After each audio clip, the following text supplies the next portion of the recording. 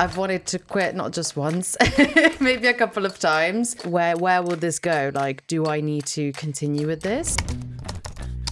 What is it that motivated you to carry on? Building this crazy network, lecturing at universities. I just didn't imagine life would be like this. What is your vision for TalentXChange?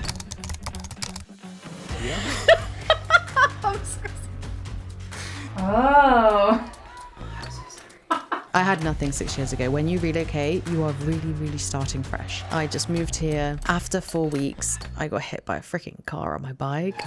I felt really lonely. I felt really lost. How much has life changed in 6 years? So straight off, you've stolen two of the things I was going to say. So the tables have turned. You're now in the hot seats, and I've been promoted from behind the cameras to the host. Daisy hasn't seen these questions, so no preparation. This is as raw as it gets. So in the last episode, you would have seen us celebrating episode 21 with a glass of champagne. That was because a statistic that Chris Williamson shared on his podcast Modern Wisdom, 90% of podcasts don't make it past episode 3, and 10% which do make it past episode 3, only 1% of them make it past episode 20. This is episode 22. We made it. How are you feeling? I don't know if anyone knows this, but there was a period in between where I actually wanted to give this up because I don't think people realize how much work goes into this. It's a lot. And honestly, I have to thank you as well for being my biggest supporter and my everything, right? Technical support, videographer, editor. You are literally 90% of this podcast. I purely just find the guests and get them in the hot seat. But yeah, as I said before, it is a full-time second job. I really was wondering where will this go? Like, do I need to continue with this? And yeah, I had a really, really low period. Dare I say that was a cat. Dare I say I was burnt out, actually. Just doing 9 to 5 and then the podcast in my spare time and your spare time. You handled it way better than I do. So yes, I did not see it coming. Like, actually, after episode 7, actually. So being episode 22 is crazy. One of the questions was, is there a moment that comes to mind where you considered quitting? So you've already answered that for me. I'm just predicting them. It's because we're so close that I can basically read your mind now. I've wanted to quit not just once, maybe a couple of times, just because the easy life, so not doing it, does sound more attractive and we have more time for friends, family. I don't think people understand that like social life is on pause at the moment. And the amount of people I've had, random people as well from like school, asking me like, oh my God, I keep seeing you on my feed. Like, I keep seeing you on Instagram. Like, let's hang like next week. And I'm like, no, you can't see my calendar. Like, you don't know how busy I am all the time. And that makes me sound pretentious, but it's the truth. And we meet people on the podcast as well. Like, we are socializing in a different way. And we're also doing networking events and stuff. That's my socializing. So to go for a drink or to just go clubbing or something, it doesn't feel so productive to me at the moment. I'm on this kind of hustle journey with you that all of that seems like it would hold us back. And maybe, again, it sounds a bit strange to people, but we're on this at the moment. And I feel like I don't want to get off just yet. Yeah, I totally agree. Like, whilst the momentum is there, it's best to keep it up. Speaking of which, we've gone back to bi-weekly episodes just until July. There's a lot more to come. We'll go back to weekly episodes in July. So at the minute, I work part-time. I do 3 days a week in IT support. So I'll be going into this full-time as of July. So there'll be weekly episodes and a lot more bigger and exciting projects that we'll be working on. This isn't your first time launching a podcast, is it? So what's different this time around? Yeah, good question. I mean, as you know, I launched a podcast, let's call it podcast, in 2019. It was primarily over Teams, actually, so not even Zoom. And the difference is that the quality, of course, is much different to doing it face to face. Doing it online, you tend to talk over each other a lot because of the time difference or just the technology lagging. I noticed that as well. So the conversation isn't as smooth. So that's a disadvantage. But you could really connect with so many different like recruitment managers. Like I spoke to someone in Australia. I spoke to my ex-boss who's based in the UK. So the guests, you can really get various people and people of all different levels. That's an advantage. But nevertheless, I still prefer doing this. It just feels more authentic. It feels like you're really directly going to the source this way because people can't leave the seat. If I ask a hot question or an awkward question, like they have to answer it. Can't just end the call. There you go. Yeah, they can't just say, oh, I'm skipping this one. So I think Well, they can. they could. So essentially, yeah, technically it's been around since 2019. Just with a big gap in the middle. With a huge gap in the middle. And I'm just always kicking myself, like, imagine if we just carried that on and amped the production. It would be thousands of views, thousands of listeners. But we'll get there. I mean, it's the same concept, right? I'm still going to the experts, asking them their opinions and going directly to the source. Exactly the same as before. And I don't think that's never going to change. So it's just the production is different. And some guests, I've approached many people for this podcast too, people that are highly regarded in the industry. And the amount of times we get, oh, can you foot the bill for like the flights, hotels, accommodation, etc. And you're like, I wish. This is a passion project. It's not yet monetized. So yeah, that's the backlash we get at the moment. But we've got some good guests already and lined up. Yeah, absolutely. And obviously love to have guests flying from all over the world in the future, but that's just not in our budget right now. So what kept you motivated? You mentioned you were considering quitting. Like what is it that motivated you to carry on? So something that's always kept me going, obviously, is not even about me, right? I'm essentially a vessel. I don't like this term, but this is what we're going to go with. I'm a vessel and people are asking me to ask the experts the questions, right? Most of the time. So, and of course I can think on my feet and think, oh, I'm actually curious for my own experience. Like, what can I learn from this person? Absolutely. But essentially, like, I do enjoy the podcast, but it's anyone who wants to elevate their careers, people who feel stuck.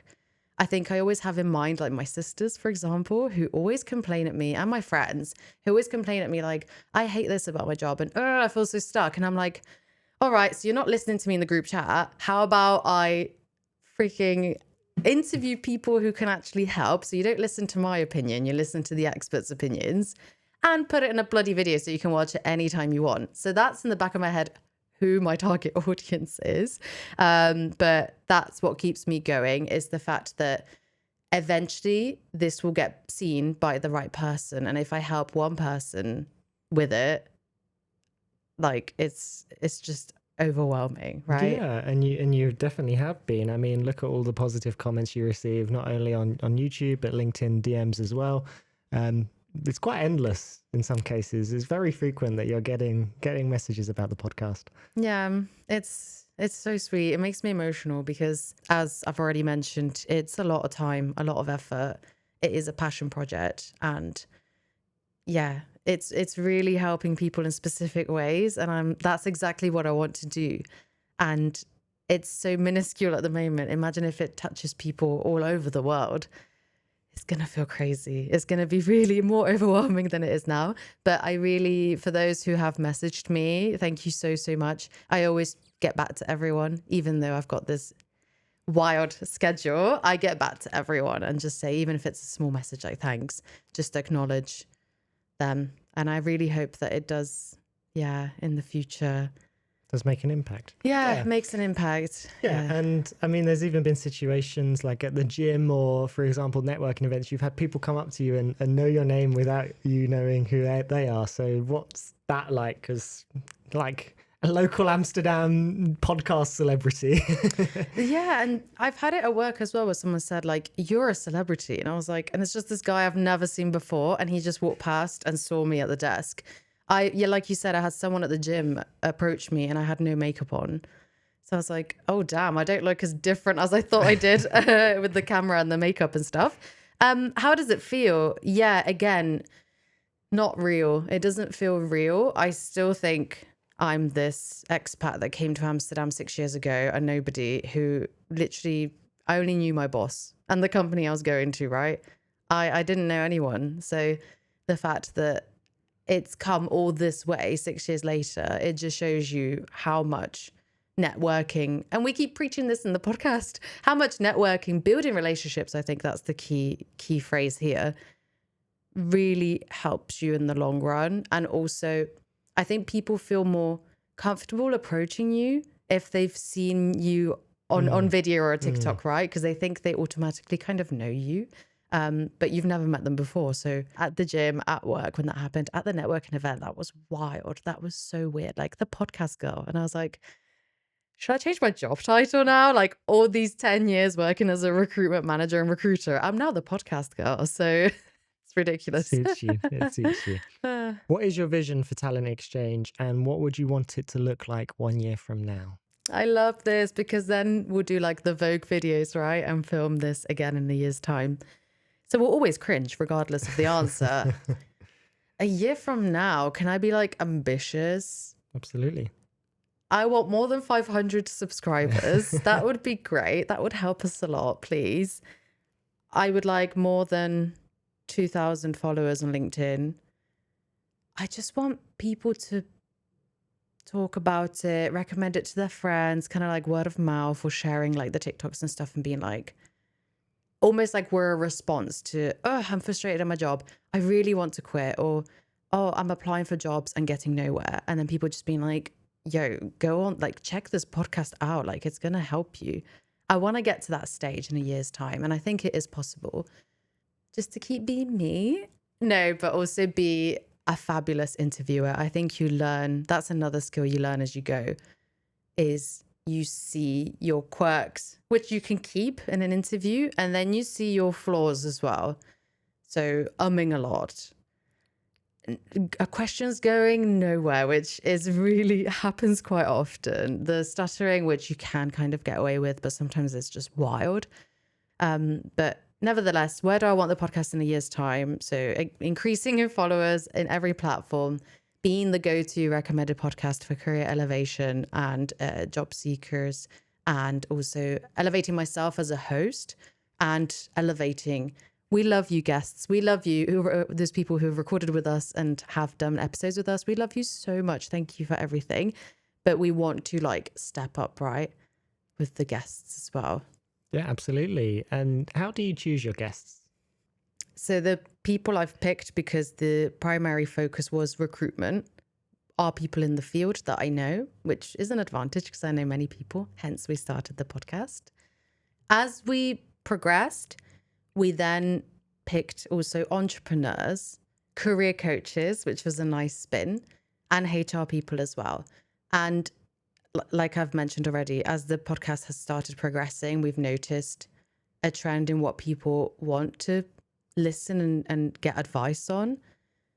So that's kind of the direction we've been going in with the guests. So how do I get them? I meet them at networking events. And if I see them answering questions in the audience, or if I see them publicly speaking at a networking event, I think, hell yeah, I want this person. Chris Shamroth, shout out. I'm like, I want this person on. This person is great. Or if I have a good conversation with them and they're giving me really good advice, Gabriele Galassi, I'm like, yes. But for example, someone like Marcel Pesch, who sat next to me and answered, like he's just so good. Like I could tell he was a fountain of knowledge. And I was like, might be creepy. I'm sat next to him. I haven't met him yet, really, but I'm going to get him on. Whilst the bigger guests, like, can I mention who we've got coming up? Like Hung Lee, for example, just people who I've admired in the industry, legends. And I'm like, I'm going to be bold and just message them on LinkedIn because now we've got something to show. I just send them the link and I'm like, you need to come on. Like, we're like bread and butter. Like, you need to come on this podcast and help people. And I basically explain like the audience, what we're trying to achieve. And I haven't had someone say no yet. So touch wood. So most of the guests have said yes and are coming on. But yeah, also ex-colleagues I've had, mutual friends that have been really incredible recruiters or career coaches as well. And I've also had recommendations. So guests that have come on, Mahmoud, for example, recommended Sasha and was like, I've seen her at networking events. You need to, like, it's not even an if or a but, like you have to get her on. And I was like, cool. Like, I like the boldness. So I've had a lot of recommendations as well. Cool. If you could have anyone as a guest on the podcast, who would it be and why? How many people can I name? Just one. I can, like, there's 4. I've narrowed it down to 3 in my head. It has to be between Leila Hermosi and Jen Gottlieb. Okay, why? They're just my idols. Like, well, actually, I wouldn't even know if I could interview them. I'd be like crying. I'd be like already tears in my eyes. No, because they're so inspirational and they are at where I want to be. They are the reason why I was actually open to having the cameras and putting this on YouTube and stuff. So of course you're really into like YouTube and TikTok and stuff, but they are the ones I actually saw walk the walk with like their businesses, public speaking, and also unapologetically themselves. Like they've got such good advice and they deliver it in a specific way. They're not polished. They're not prime. They're just, I love it. They're just themselves. And like, it would be great one day to get them on. So Leila and Jen, maybe I'll send you this video. Would be amazing to have you on.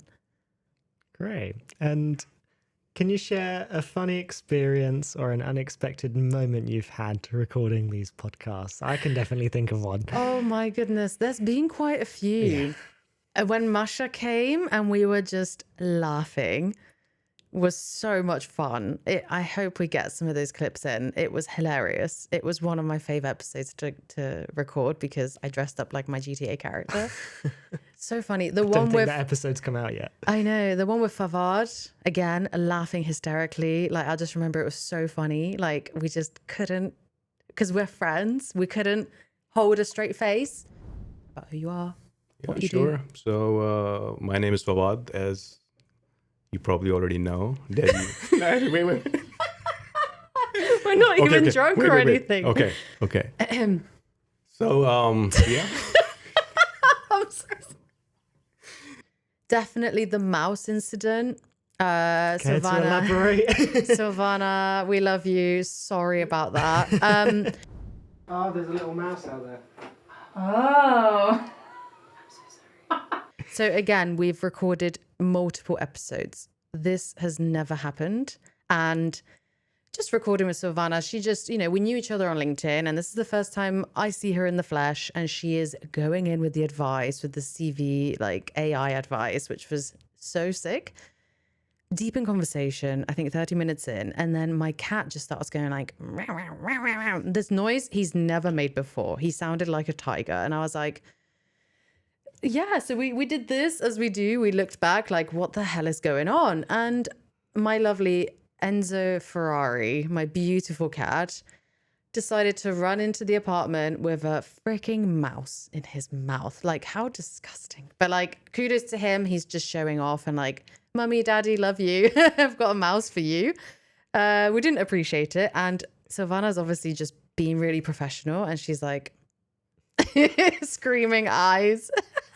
Yeah, she didn't have cats herself, so that's always a unique experience when you see a cat bring a mouse in for the first time. Yeah. But also we live like multiple floors up, so the fact that we could even have a mouse on our balcony was quite impressive to begin with. So the whole thing was so unexpected. Lived here for years. Never once has a mouse crawled around, been on the balcony, even outside. Never. And then we've got a guest who I'm trying to get to know. Who is a good guest as well.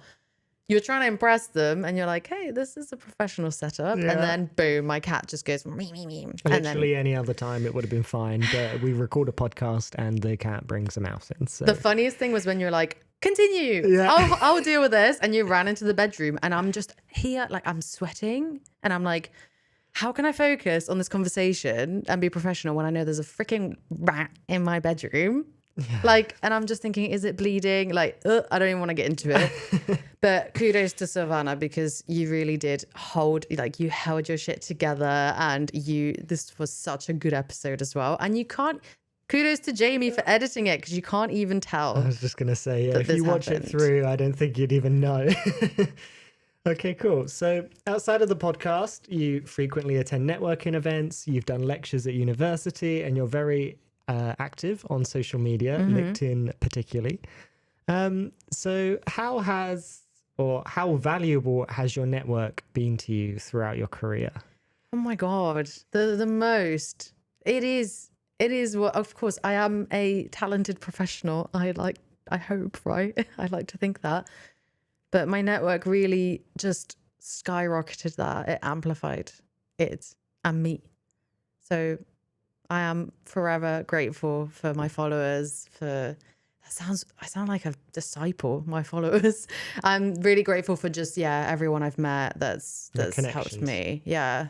What unique opportunities have you encountered specifically because of your networking efforts? Like, are there any opportunities that you don't think you would have got if you hadn't been so active on networking? Most of my jobs. Yeah. Okay. Like some examples? Sold. Yeah. Am I naming companies? Oh, well, just yeah. Oh. If it was a way you got into the role, then My current company. yeah. It helped me a lot when I was an agency recruiter, building relationships and getting clients. I got some amazing clients, which was, as a newbie in the Netherlands, it was really wild. Sponsorship opportunities for myself, for the podcast. It's overwhelming. It's crazy to think everything that's happened because of networking. Just getting a job by knowing someone who knows someone. Of course, you have to still perform, right? In the interview and stuff. Like PVH was through social media. I still had to go there, go to the office, impress a bunch of people. And I nearly got rejected for that role. I don't want to specify why. I think I mentioned it before. You have to connect the dots with the previous podcast episodes, so make sure you watch some of the other ones. But then I got the job in the end, obviously, because I fought my case. But in general, it's just given me really crazy, I think mainly the networking as well, like just being invited on a boat twice, not once. And I think again as well in a couple of weeks' time as well, all of the networking events, I am speaking at a networking event very soon. And I think the lecturing, I've always wanted to teach, but not be a teacher, like get a salary and be a teacher. I always wanted to teach what I know, not like history or something. And again, just being available, being online, being on LinkedIn gave some people access from the university, right? And it wasn't just one, it was like 3 different universities. So that's been honestly the most amazing experience.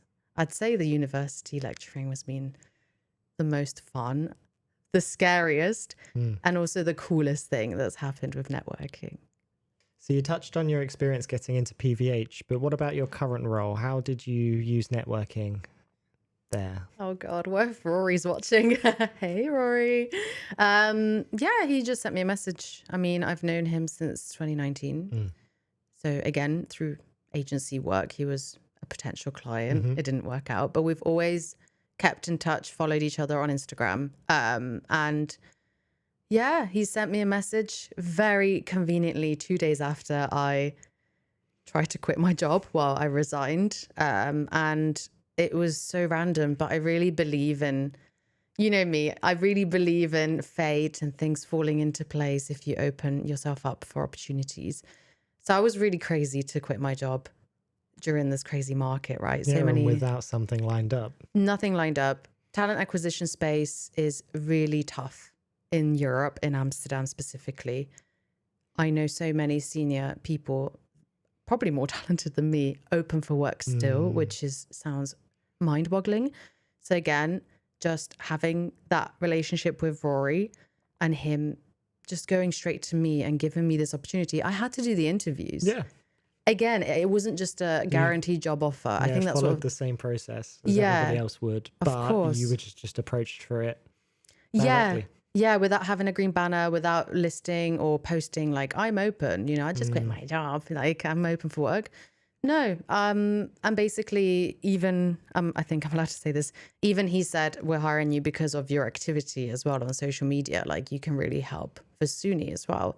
So again, it just really shows that if you're comfortable with being yourself on social media, if you post frequently, and if you are branding, I guess, yourself, the companies see that and they're like, we want that, right? It's easy for them to be like, yo, she can just do it for free, and she's already got a network. So Someone who's consistent and passionate. exactly, yeah. And I just, I love recruitment in general. So just if I believe in the vision and the products, which I do, like we've got an air fryer, like I want all of the other products. Got them at home. Yeah, gonna use my discount card. Yeah, and I firmly believe where the company's going. Like I'll just put all my passion in there. Great. And so you've already got your network. You've been in the Netherlands for 5-6 years now. So 6. you're quite established here. But for maybe students listening or people who are new to the Netherlands or in their own like regions, wherever you're listening from, what would be your first steps when starting to build a network? So maybe it's your first job. Maybe you don't know many people in the industry yet. You're not even quite sure what industry you want to go in. What would you like recommend as the first few steps? Back at Salt, when we were coaching the students, so they came from all different backgrounds, from teaching, etc., and we developed them into software developers.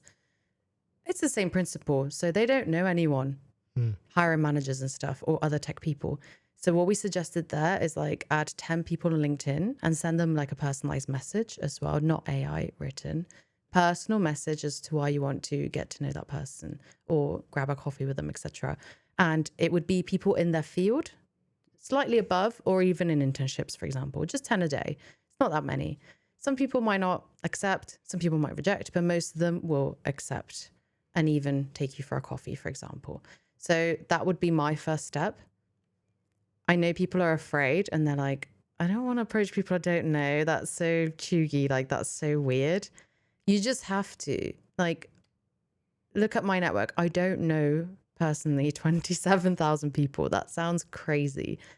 They follow me or send me connection requests, etc. I know like 150, if that, like personally, that I've met.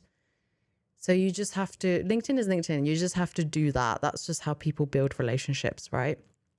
I'd say also with the Meetup app or Eventbrite, I think it's called, look for events that like you in a domain you want to get into or you are into and you just want to expand, right? So there's even recruitment events that are letting people from the tech industry or marketing, etc., like go to, which is amazing because then you're talking to the people who are hiring, right? And then you just get your QR code on LinkedIn on the search bar, connect with each other, easy as that.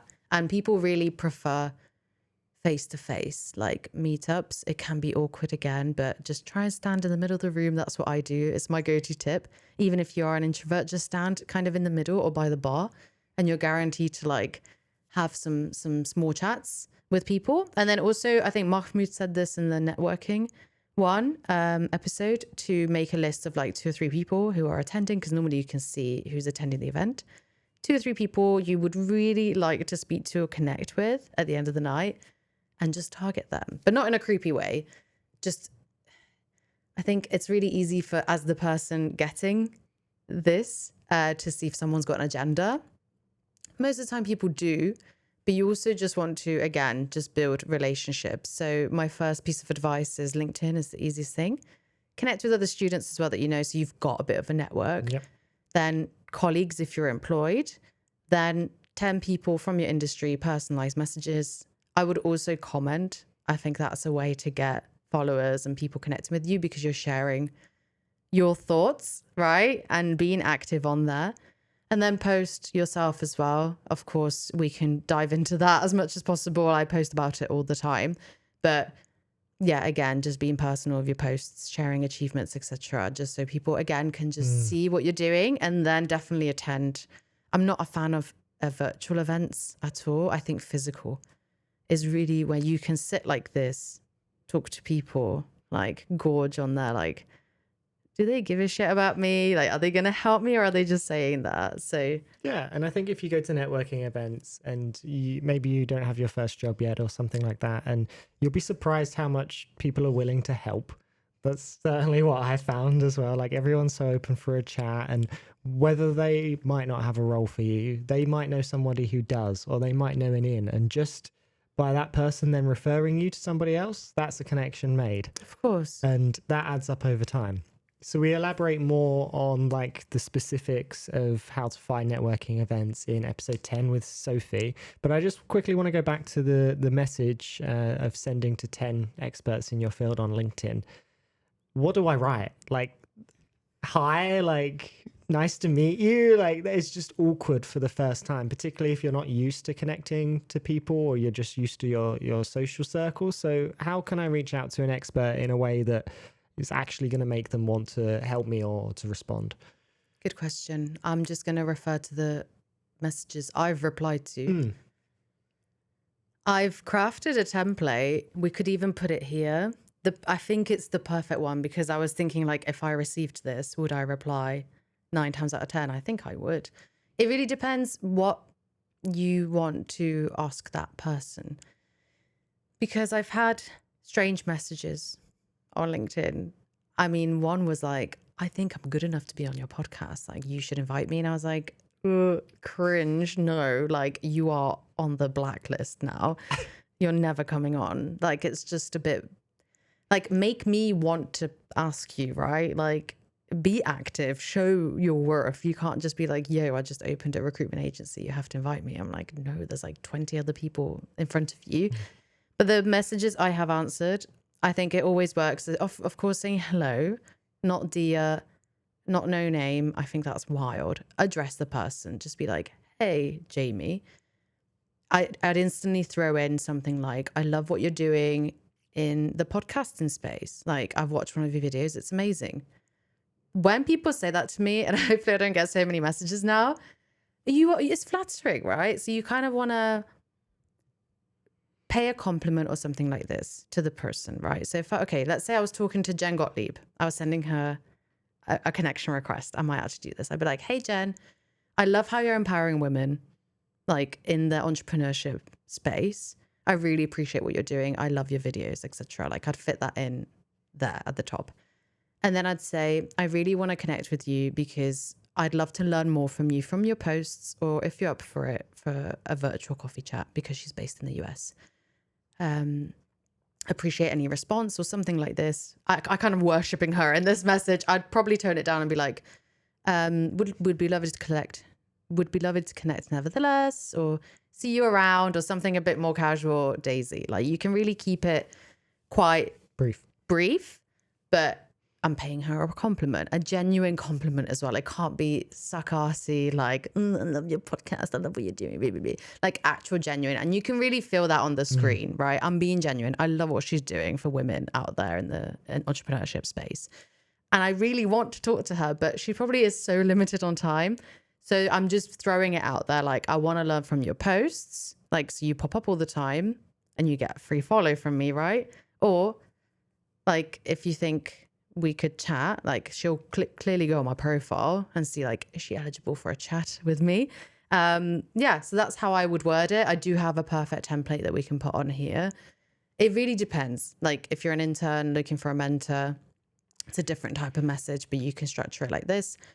If you are messaging a recruiter and you want a job, it's a bit different because we get so many of the same kind of templates. And you don't want to sound as like arrogant, like you have to hire me. And you don't want to sound super desperate either. Like, I just need anything, please. You again have to, I think, not even talk about the recruiter at this point, more about the company. Why are we hiring? For the hiring manager. Why is the hiring manager hiring? To bulk up the team and live up to expectations with their KPIs, but also drive the vision of the company, right? So if you actually include that in your message and you say, like, I love what Vasuni's doing. Like, I really want to contribute to the new product. It's like, you are innovators. Like, instantly I'm like, yeah, like, yes, I'm an innovator. I'd be like, oh my God, I want to call you right now. It's just simple, right? You just have to understand who is your target audience and butter them up, essentially, right? I think we elaborated on this more in episode 18 with Erica as well. Yeah. Was it? There's two types of requests you can do. So it's called low calorie and high calorie request. A high calorie request is a request that's not clear. It's like, hey Daisy, how are you? I love what you do. I love your podcast. Shall we connect? Can we do a 30 minutes coffee chat? And Daisy or Erica in this case is thinking, why? Like, what do we want to talk about? Like, these high calorie requests creates like so many different questions and topics in my low calories request. It's like, hey Daisy, I see what you're doing. I would love to join on the podcast. I think I can bring a interesting perception of networking, for example. Do you want to have me on the pod? And you can reply yes or no. So a low calorie request is you can reply yes or no. And I think this is so helpful. You see, and I think people are quite selfish, including the person you're messaging. You are messaging them because you want something from them. You want their time, you want their business, you want to work for the company, etc.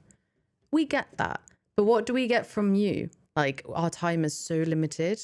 I really dislike turning people down, not having time to reply to people, because I want to walk the walk. I want to practice what I preach, which is like communication and stuff and networking, right? So I find it really tough. I'm just thinking in a year's time, like if we do get really busy, like I would never want to automate the messages. You know, some people have the AI assistant to like reply. I don't think I'd want to do that, but then my time would be even more limited, and yours as well. So what do? Like, do you just get an assistant? I think you get to a point where you can't help everyone in that sense, like on a one-to-one scale. Like you'll do nothing but respond to messages. But obviously that's also the reason you do the public posts, and you'll be starting a newsletter soon, and we do this podcast. So we hope to share as much knowledge as we can that way as well. Okay, so we know how passionate you are about personal branding and networking. But are there any other emerging trends or topics in the industry that you're excited to talk about in future episodes? Gamification. You know, I like that one. And this also opens up to the audience as well, because if there's course. anything that you'd like for us to discuss or that Daisy hasn't touched on yet, then comment. Skill-based hiring. Yeah. I really want to learn more, be an ambassador of, but that's a long game. In recruitment, that's a really long game. But that's the dream. Also, just more about social media. So what I mean by that is I truly believe you can get a job with it. And I've done a lecture on it as well. I talk about it all the time.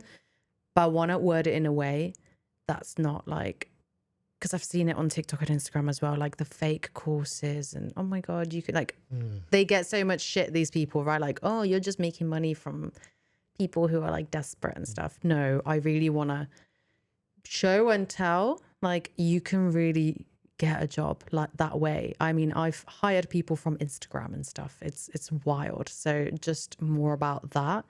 So even doing it as like a YouTube, for example, my own personal one. So yeah, topics I want to discuss more: skill-based hiring, gamification, which is, I don't want to spoil it, but an episode coming up I'm really excited about, and social media hiring trends. What advice would you give to somebody starting their own podcast? Do you want the fluffy answer or do you want the real? I want the real stuff. Because I don't know, maybe I'm just too picky now. But I saw it the other day as well about podcasting trends and stuff, that video ones do better. Please make a video podcast. Number one. Number two, I know you're going to object to this, but please make it face to face. I know video ones are tough, like upscaling like this is crazy. Some people actually think we're mad. But look at it. Like, look at how it's going and look at how it's making people feel and how it's helping people. And like, I'm also developing skills too. And I'm meeting such incredible people. Like the guests that come on are so insanely talented. And I always learn from them. Always. Like, I'm just always elevating my own professional and personal like goals, right? Everyone's got a podcast. It's becoming really saturated. So if I'm just being really honest, try to do it face to face. Try and invest in it as well. I think audio is the most important. So you can do it over Zoom, but it has to have good audio. So for you, sound for me is visual. Yeah, but I'm not going to listen to it. Like, I listen to a lot of podcasts that are video podcasts. And if I'm having my lunch break or whatever, sure, I'll watch it. But most of the time I'm commuting with my phone in my pocket. So there you go. I'm not going to watch the video anyway. So if it sounds like this, like, so audio is most important. But beyond that, I mean, doing it over Zoom is great. But I think the fact that we are this close and it's in person just adds that extra value. And like you mentioned on Zoom, there's none of that talking over each other. Yeah. That you get in those Sometimes. podcasts. Sometimes. It's generally you. I have ADD. That's my excuse. Okay. Yeah. You if you're starting a podcast, you need to know and be committed to it, which is one of the reasons why we did invest in all of the equipment and the cameras, partly because I knew I wanted to do this as sort of a career, but also the fact that if you do make that investment, you're more likely to get past episode 21 because you've spent the money and you've put in the effort, because there's plenty of people who announce that they're going to start their podcast. Their first video gets 20, 50 views, and then that's it. They stop there. But you're really missing out because, I mean, I sit behind the cameras, but I watch it once when it's recorded. I watch it again as I edit it, and then I watch it the third time once it's completely finished and rendered. So if anyone's gaining all the knowledge out of this podcast, is me listening to it 3 times. Yeah. But that's where the real value is. Like, you're actually getting the time to chat to these experts, and the people we invite on, we might not have a conversation with otherwise. Like, it gives us a reason to meet them. And then obviously the opportunities that we get after that. So Erica is an example. We've been with the D2 Collective on their boat, the party and stuff. Also Chris Shamroth and the work that we're doing with him. And also their networking events, Connect and Elevate. So there's already in the first 6 months been opportunities that we've had by producing this that we wouldn't have had otherwise. So yeah, you need to be committed to it because otherwise it's a lot of work with not much reward if you're not going to be consistent with it. But consistency is key in growing. That's it. And I just want to touch on people who are listening or watching and being like, trust fund kids, or they had so much money. We invested our own savings, and I sold my car for this. Sold his car, like, guys, literally. And I didn't even tell my sisters or anything because I told them after shit was getting good. I told them, and they still think I'm crazy, but you really need to invest. We've seen the difference with, like, damn, we've got new chairs. Like, have you noticed? We've actually got like a backrest on the chairs. Like, now they're going to know episode 23 is filmed before episode 22. Scheduling. Oh my God. This is a thing. This is a tip. You need a schedule. Like, the amount of people that say to me, like, how do you do it? How do you have a LinkedIn post coming out every Monday? How are you so creative? How do you have the podcast coming out same time, same day of the week? I'm like, spoiler, there's 2 of us. Yeah, there's 2 of us. And also, I've had people say, oh my God, you're editing. Like, you're so good. And I'm like, I edit my TikToks and they're trash. I'm learning, but it's all you. I always credit you. But again, I think that's a big tip. I think schedule and knowing what you're going to talk about, and even your freaking YouTube titles, which no one teaches you. Thumbnails and YouTube titles are like the most important thing. And you sometimes need to like pre-think about that before you even record. It's crazy. So schedule, content calendar, all the marketeers are doing it. Companies are doing it. I get that sounds really extreme, but if you're going to post anything online, it has to be consistent. People freaking love consistency, right? That's just human nature. So even with the podcast, like, have a set day where you're recording. We learned that the hard way. How many guests are you going to have that day? Like, when are you going to edit? Are you going to outsource your editing, or are you going to edit it yourself? If you can, good luck if you've got a full-time job. And which days? What's the prime time? Who's your audience? Blah, blah, blah, blah, blah. Country, location, etc. So yeah, people don't realize that, right? Like, the actual investment. Yeah, we're not trust fund kids. We're not rich. We invested our own savings, but it's really paying off now. And the crazy schedule that goes behind it. Hence, Saturdays are a write-off. We can't just go day drinking anymore or like out for dinner. We really have to use it wisely. It's one of our precious days where we get guests in when they're available. It's like one of the only days they are available and not working, because they have lives too, remember? And we normally record 2 in one day. It's exhausting sometimes, but it's so much fun. And then we have to set up the whole studio, etc. But that's another episode talking about that. Okay. So 6 years ago you moved here. At that point in time, like thinking back, where did you imagine yourself now and what would you be doing?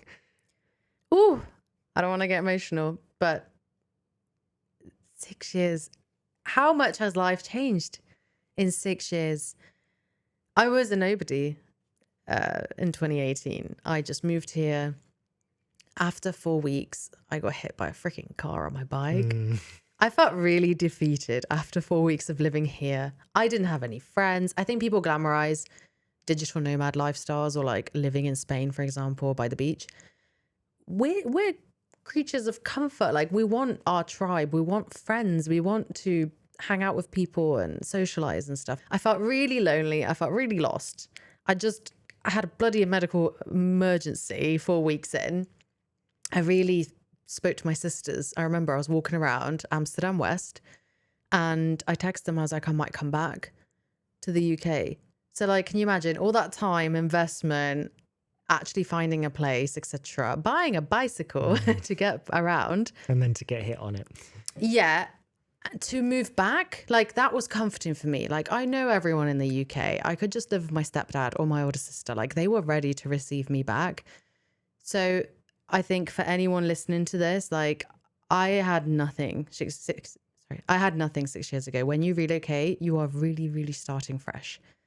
So yeah, building this crazy network, lecturing at universities. That is insane. Like 6 years ago, no way. I thought I'd still be in an agency, probably the same one. Or even migrating to something else, like sales, for example. I just didn't imagine life would be like this. And again, just going back on the whole building relationships and stuff, I'm so freaking grateful for anyone that's come across my path and kept me in mind for stuff. Like, it's been such an amazing journey. Of course, there's been huge hiccups along the way. Really, really big hurdles like the layoffs and stuff that completely shook me up. But I went to the LinkedIn head office, man. Like, I have nearly 30K followers on all my social media. People are so nice to me. Of course, I have the crazy people, and I have the random anonymous people on TikTok, and I have like the job seekers who I reject because I reject everyone, like everyone knows, like personally, who just go off on me. I get that, and I could quit at any time, but I love the people who've come on my path, saved me, also helped me, and I've helped them, because it's just been incredible. And now I can't even imagine leaving Amsterdam. When I just meet new people and I'm like, I've been here since 2018, and they're like, oh, how are you finding it? And I'm like, well, I'm here nearly 7 years. I love it. But yeah. So Daisy, thank you for coming on your own podcast. You're on LinkedIn, of course, as always. LinkedIn people Hussy. can find you there. Any final thoughts? I appreciate deeply my family, friends, you, just everyone who's come into my life and supported my crazy ideas and my journey. And of course, lovely audience and viewers. Thank you so much for supporting us, our little dream, our passion project that's turned into this. And we will review it in a year's time, similar kind of episode. And can't wait to look back and cringe. Yeah, it's going to be awful. But that's Stephen Bartlett. He said that's when you know you're progressing. Yeah, you've improved, absolutely. Yeah. Well, thank you for coming on your own show, and let's do this again next year. Oh, I'm excited already.